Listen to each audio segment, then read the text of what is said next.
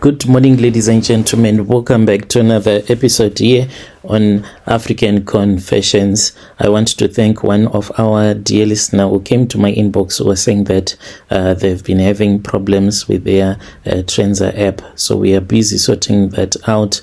It is just a small issue that needs to be fixed. It is all about the way that their phone decodes the video. So we need to put another encoder in our Trenza Play so that we can also offer that same encoding on one of our users' phone. So I will give you that update very soon.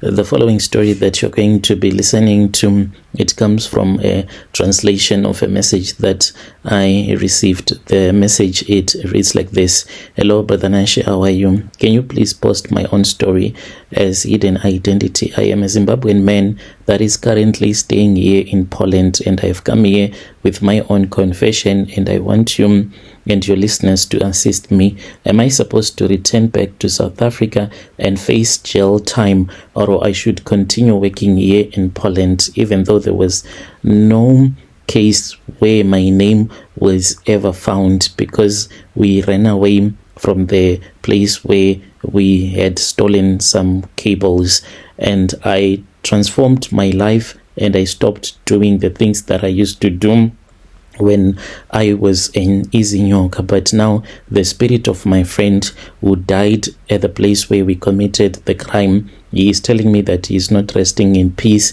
He wants me to return back to South Africa, because if I had not encouraged him to go with me to that farm where we were stealing the copper cables, he was never going to die. This is what he tells me. He died before his time to die, and he has no rest in the spiritual realm where he is. Even though I am here in Europe, but I keep on seeing the ghost of my best friend.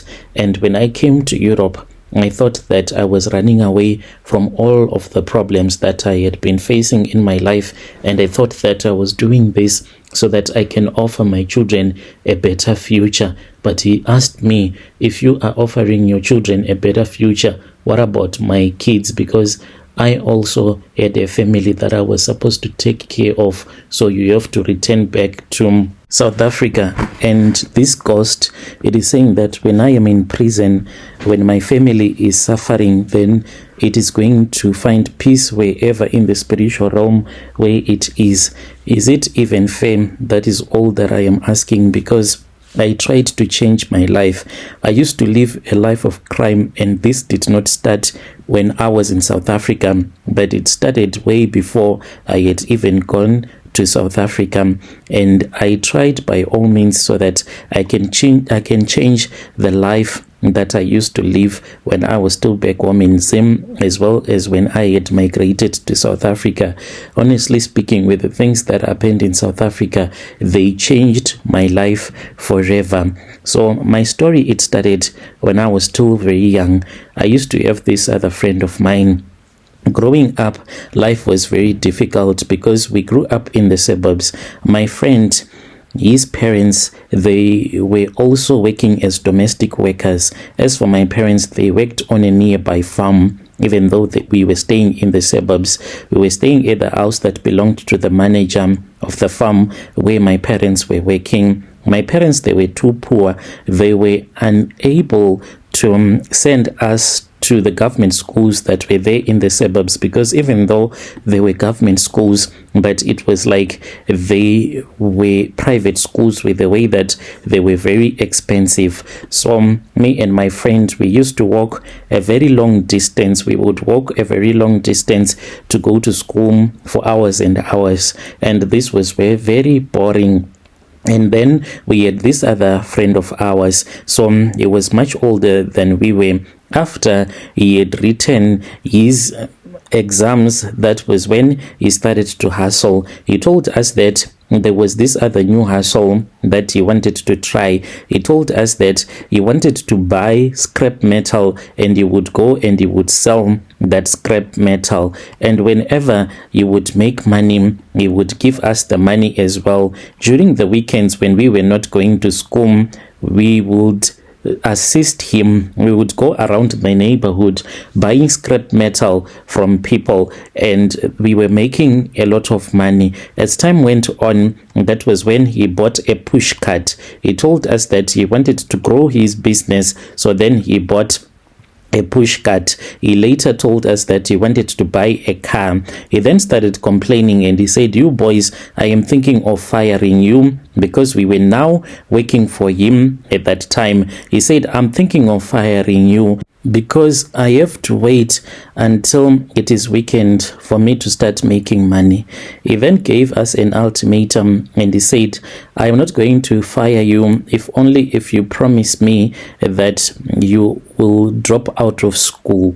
We then dropped out of school and then we started working with our friend. He was now our boss. As time went on, we started making a lot of money, and we knew that we were not going to pass the exams anyway because of the long distance that we used to walk, and we were always tired at all the times. So after we started working with our friend, we then started stealing copper metal, because in the suburbs there were a lot of people that had swimming pools, and most of these people, they no longer used their swimming pools, and we would go into the people's homes and we would take the aluminium, anything that we could get from the swimming pool, and then we would go and we would sell the aluminium. Fast forward, then me and my friend, we then came to South Africa. When we came to South Africa, me and my friend, then we started to work. We were working for this other company, but life was very difficult. This man that we were working for, he was not an honest person. He would regularly call the police when he was supposed to give us our money, and he would say that, "I have some Zimbabweans here, they don't have any papers, they are looking for a job," yet we were working for him. When he would have said that, "I have some Zimbabweans here that are looking for work and they do not have any papers," the police then they would come with the kumbas and they would arrest us. And that is how he used to do it. And he was even working with the police that he would pay so that they can always come and fetch the people that were working for him. So for the whole year, he would be using people that did not have papers without paying them even a single cent. So since my friend was a really good electrician, we started doing some piece jobs in the location where we were staying. Whilst we were doing those piece jobs, that was when we had an idea.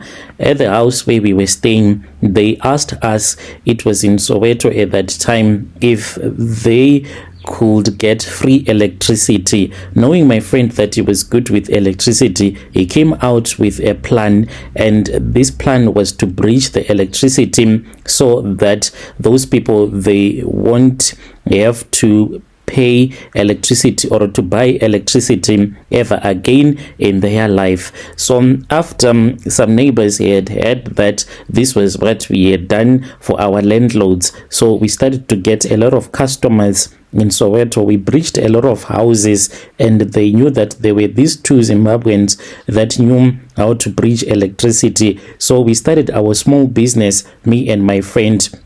We would even go to different parts of South Africa, going there so that we can help people to fix their electricity, and then they won't have to pay anymore the electricity. We even bought a small vehicle. Fast forward, that was when we spoke with this other man. He was also doing Izinyoka. The only problem that he was facing, it was that the people who were working at Eskom, some of these people, what they were doing was that they would steal high quality cables and they would go into new settlements like your squatter camps, and then they would put electricity there. They were also doing Izinyoka, but there's what they were doing, it was something that was high quality work. So most of the people, they stopped coming to us. They would go to those Eskom guys, because the electricity that they would bridge them, that they would literally steal,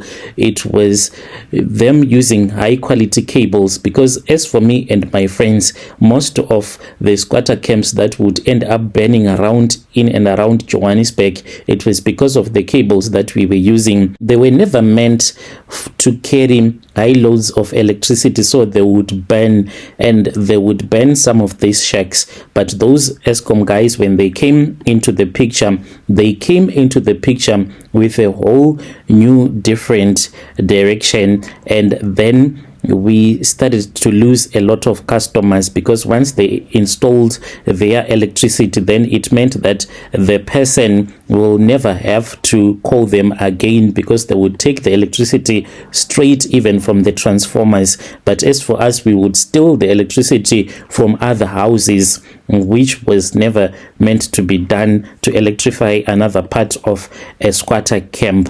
So we started to lose a lot of business. Then there was this other syndicate that came to us. This syndicate, it was from KZN, and it was a syndicate of people that were working in the mines. So they would tell us that at the mine where they were working, there was a part of the mine where it was no longer being used, and we could get some copper cables there. So we would go to that mine at night. After we would have gone to the mine, we would steal the copper cables and we would go and sell them. And there were already people that were waiting. Does not matter if it was white or black. The majority of the people, they owned scrap yards. They were the ones that would get the copper and then they would put it back into the system. So it was like a revolving door, and there was always need for people like me and my friend.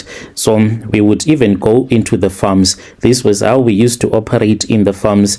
We would go to a certain farm, and when we would have gone to such a farm, and then we would look around and we would get used to the people that would be working at that farm, because the people that work in the farm, they love to eat food. And if you keep on bringing them food, when you pretend that you are someone that has come to the farm to buy something, you will become good friends with the people that will be working at that farm. So after you would have gone close to them, then you will start to tell them that you want to get something from the farm, and they will tell you that you can take this and you can give me money, until you tell them that you want the copper cables.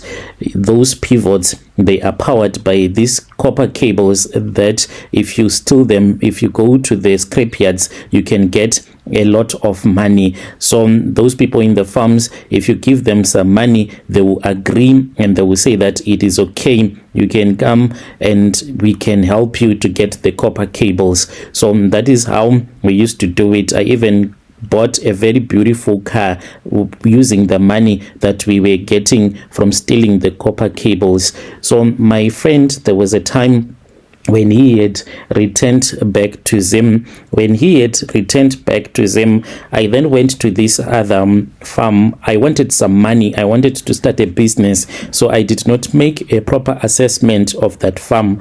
I spoke with this other man who was a foreman at that farm. After I had spoken with him, I told him that we wanted some copper cables at that farm, and he was like, okay, there is no problem at all. So he said that he wanted 2,000 rands, in which I gave him the 2,000 rands. After I had given him the 2,000 rand, then my friend came back from Zim, and I told my friend that we had to go to this other farm where we were supposed to go and steal some copper cables. And my friend was like, okay, but he was very hesitant because he wanted to assess the situation first. But I said I had already done so, but I was lying to him. I did not make a proper assessment. Fast forward, when we went to that farm, that foreman, he had double crossed us. He had told his boss that there were people that would come to steal the copper cables. He lied to me that the boss would go on a vacation, but it was just a lie. When we got there, the farmers, they were already waiting for us.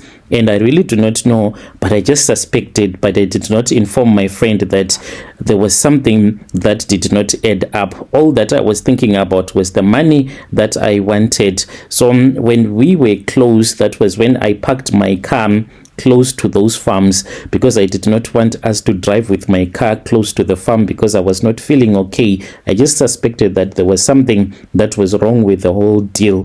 When we arrived at the farm, they were already waiting for us. We then started digging. We would use sometimes a Land Cruiser. We would find a place where the copper comes out, that electrical cable comes out, then we would tie it to the chassis of the Land Cruiser. Then we will start to drive, and if it happens that they did not dig in too deep, then the Land Cruiser, with the power that it has, it will start to dig out that electrical cable.